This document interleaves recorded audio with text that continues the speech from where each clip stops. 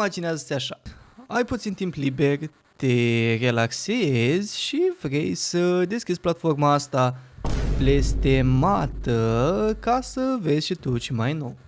Și am zis, mă, pentru mine ispită-mă ceasul ăsta. Atunci când coboară tine spune să nu faci custa mai sus de genunchi, mai jos de genunchi. Ce iubit sala, mă.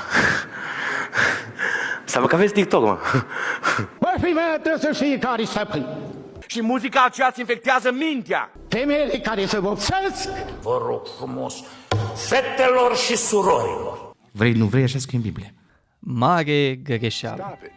Acum nu știu dacă este și la voi așa, dar la mine aceste videoclipuri cu predicatori au prea curvit și s-au mulțit exact ca iepure. Eu sunt un om pașnic și chiar nu am o problemă cu ce religie ai, felul în care te îmbraci, ce pasiuni sau plăceri nevinovate ai avea. Dar hai să fim serioși. Momentul în care duci treburile astea la extrem, atunci devine deranjant. Mai ales vrei să înveți și pe alții, de parcă ăsta este adevărul absolut. Vrei, nu vrei, așa scrie în Biblie. Dragi frustrați, că pastori nu vă pot numi. Nu mai promovați răutatea, dezinformarea și propriile interese. Hai să începem ușor. Voi ce părere aveți de sport? Știi că ești încurajat la știri, de familie, de prieteni să faci un pic de sport că o să fie bine pentru tine. Organismul se detoxifică, o să te simți mai bine, vei fi mai energic, by the way. În principiu, vei avea o viață mai sănătoasă. Ce iubit sala, mă. Să mă că aveți TikTok, mă. V-am prins? Să ridice mâna sus băieții care au mers constant, minim 2 luni, și care niciodată n-au fost ispitiți de modul în care au fost îmbrăcate fetele de acolo. Hai! Aia era. Dar muzica? Pentru că muzica necreștină este construită, este compusă de un necreștin, poate de un drogat, de un proxenet, de o prostituată, de nu știu cine din lumea asta, sau poate nu are păcate foarte grave. E suficient că nu are relație cu Domnul Isus. Și muzica aceea îți infectează mintea. Ok. Și asta ca asta, dar gândiți-vă că până și cu fotbalul au ceva oamenii ăștia. Nu că mai place și mie fotbalul câteodată, nu pot fără el. Păi nu e o slăbiciune, dragule. Păi este o stare de păcat. Cu tinerii nu se merge la fotbal. Absolut deloc. Adică, poate în căpușorul lor acest joc o fi ceva barbar, cine știe, un joc de demoni și vikingi.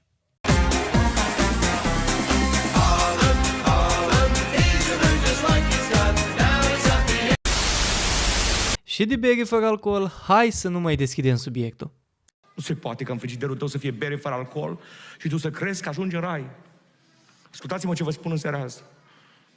Generația părinților care consumă bere fără alcool vor avea copii care se droghează.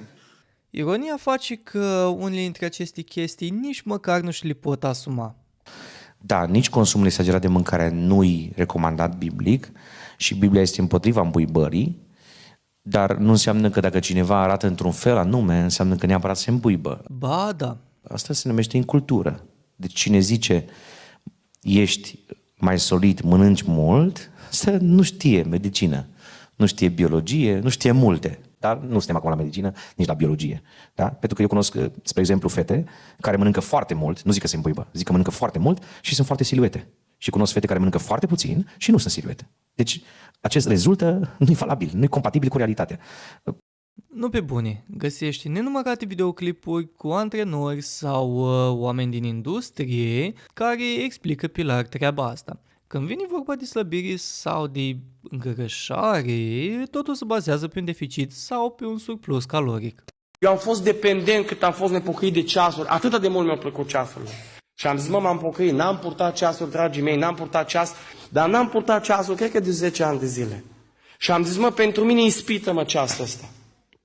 Și am zis, ia să văd dacă o trecut ispită. Și într-o zi unul dintre frați s-a uitat la mine în cotieră și a uitat ceasul. Un ceas fain, scump tare.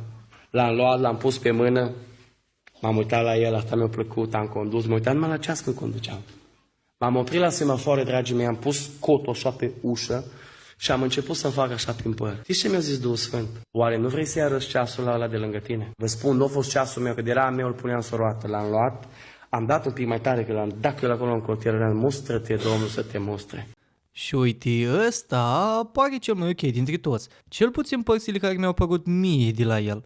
Dar se putea să nu facă din ceva normal un viciu? Man, e un ceas, dă-l în de lui. Tu chiar crezi că ăsta este motivul pentru care Satana? Tuturor ne plac lucrurile și sunt atât de multe, mai ales în momentul în care ne cumpărăm ceva nou și suntem entuziasmați. Dar chestia asta nu e de durată. În câteva zile e probabil nici măcar să-ți mai pese din noua ta achiziție. Cu plăcere. Și și femeile voastre și cungile voastre, că nu sunteți stăpâni în casă, bă. Nu sunteți stăpâni, bă. Bă, femeia trebuie să știe care-i stăpâni. Cum să facă femeia unghiile unde feia și cu tine? Femeile care se vopsesc, e dovadă că bărbații nu stă. Ăsta e cuvânt de la Dumnezeu, ori vă place, ori nu vă place. Asta e o glumă, nu? Adică mai ești pe fir? Era vorba despre niște unghii. Boss, și mie îmi place ce natural. Dar stăpân? De ce? Stăpâni. Stăpân. Stăpâni. Stăpân. Stăpâni. Așa, stăpân. Ciocușorul mic! Iar după treaba asta, nu mă gândesc altundeva decât la femeia lui de acasă. Asta dacă are una. Iar dacă stau așa și mă gândesc, nu cred că e o problemă pentru el să-i mai scape una din când în când. În numele Domnului Pac. Eram la o nuntă și mânca o leacă. Mai clem făiaș, o zis, ții clem făiești, așa i-au zis femeia. Nu-i frumos, oameni buni în public. Dar e mai frumos să plescăi la o masă și să-ți spună altcineva care nu te suportă?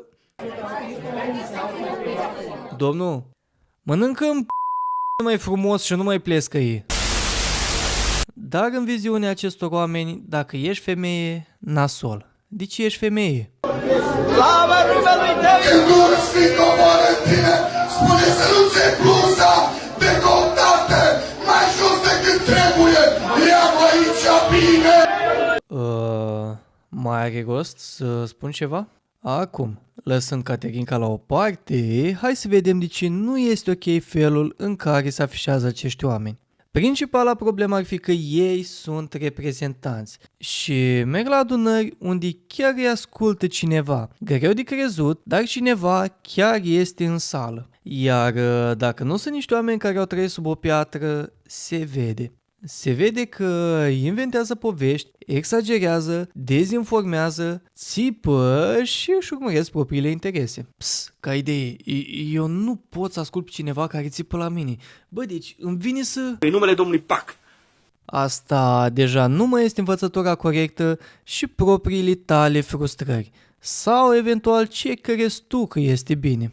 Ceea ce nu e tot timpul așa. Și spun asta pentru toți curații care săptămânal sunt la biserică, iar în afara ei nu ar da un colț de pâine unui amărât. Stop it. Get some help. Până data viitoare, eu am fost Tetri, iar dacă ți-a plăcut, știi ce ai de făcut. Nu, deci, mă enerva și pe mine și chiar m-am abținut de la comentarii. Omul e fenomen și nu de bine. Eyes in the sky, gazing far into the night. I raise my hand to the fire, but it's no use.